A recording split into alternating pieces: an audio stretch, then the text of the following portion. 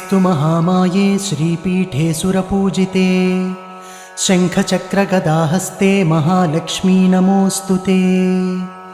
नमस्ते गरुडारूढे कोलासुरभयङ्करी सर्वपापहरे देवी महालक्ष्मी नमोऽस्तु ते। सर्वज्ञे सर्ववरदे सर्वदुष्टभयङ्करी सर्वदुःखहरे देवी महालक्ष्मी नमोऽस्तु ते।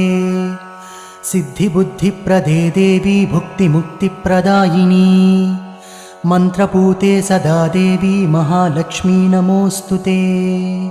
आद्यन्तरहिते देवी आदिशक्तिमहेश्वरी योगज्ञे योगसम्भूते महालक्ष्मी नमोऽस्तु ते। स्थूलसूक्ष्ममहारौद्रे महाशक्ति महोदरे महापापहरे देवी महालक्ष्मी नमोऽस्तु ते।